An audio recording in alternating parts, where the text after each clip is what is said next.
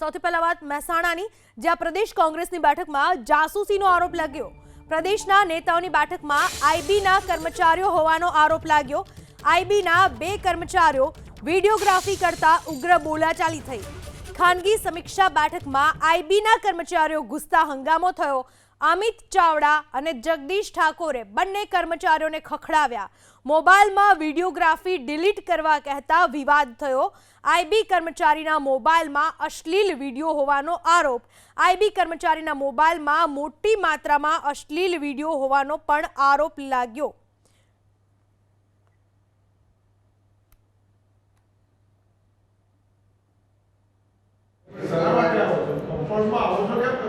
Delete करा video कोने कीधो अंदर आवा हमने अंदर कंपाउंड का हमारो कोण कहतो है आयो मारो डिलीट करा पहला कोने हमारो कोई करते नहीं सॉरी और सब सॉरी हमारे અહીંયા अंदर आएंगे वीडियो उतारવાનો हमारी डिवाइसेस पर તમે વગર પૂછે इधर आओ भैया इधर देखो आप इधर आइए दोनों इधर आइए इधर आओ भैया केवे રીતે अंदर आएंगे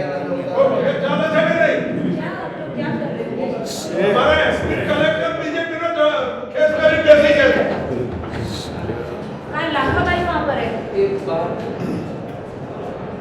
चल अबे नौकरियों छोड़ीने भाजपा को केस करी लो अरे मीटिंग में हमारी क्या हिम्मत कर हमारा कंपाउंड में आवो क्या तबे लोगो वीडियोग्राफी करवायो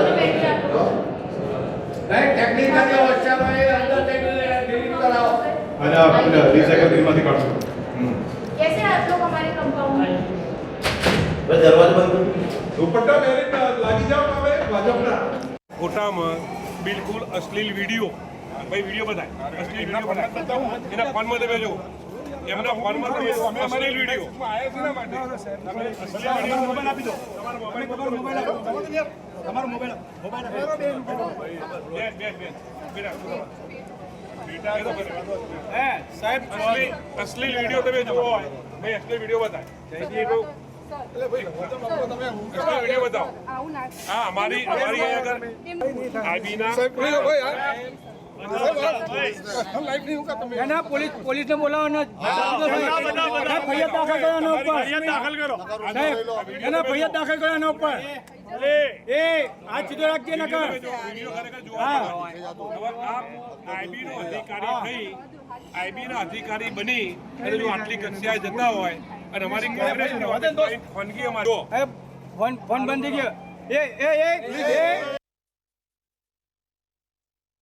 ગુજરાતમાં ડબલ એન્જિનની સરકાર છે। દેશના વડાપ્રધાન ગુજરાતના છે, દેશના ગૃહમંત્રી ગુજરાતમાં છે, પણ દેશમાં સરહદો પરથી ડ્રગ્સ ઘૂસી જાય તો એની માહિતી નથી મળતી।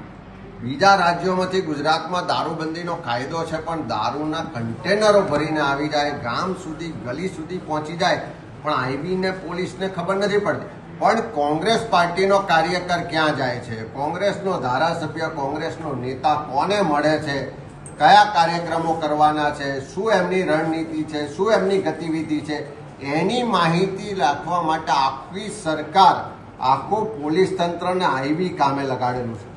ચોર, ઉચક્કા, બુટલેગરો પાછળ આઈબી નથી લાગતી, પણ કોંગ્રેસની પાછળ આઈબી લગાડી।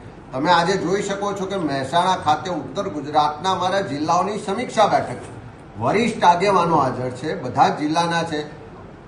ત્યાં આગળ આઈબીના અધિકારીઓ આવે છે, આખી અમારી મિટિંગની આખી એની વિગતોની વિડીયોગ્રાફી કરે છે, અજાણ્યા થઈને આવે છે, કોઈ મંજૂરી વગર આવે છે, અને જ્યારે પકડાય છે, વિડીયો ચેક થાય છે, ત્યારે અમારી જાસૂસીની સાથે સાથે આખા પોલીસ તંત્રમાં જે બધી ગેરરીતિઓ ચાલે છે, જે હપ્તા રાજ ચાલે છે, જે કમિશન રાજ ચાલે છે, જે અશ્લીલ પ્રવૃત્તિઓ ચાલે છે, એના પુરાવા પોલીસ અધિકારીઓના મોબાઈલમાંથી મળે છે।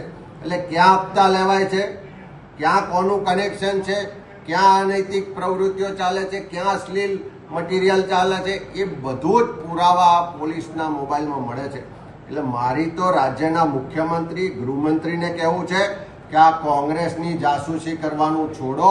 આ કોંગ્રેસને તમારા આવા જાસૂસીથી કોઈ ડરાવા ધમકાવવાની વાત છોડો આ ગુજરાતની જનતાની સુરક્ષા માટે આ પોલીસ તંત્ર અને તમારું આઈબીનું તંત્ર લગાવો. ગુજરાતમાં દારૂ ડ્રગ્સ ના આવે, યુવા પેઢી બરબાદ ના થાય, ગુજરાતમાં ગુનાખોરી ના થાય, એના માટે તમારી આ વ્યવસ્થાને લગાડો, નહીં કે કોંગ્રેસની જાસૂસી માટે.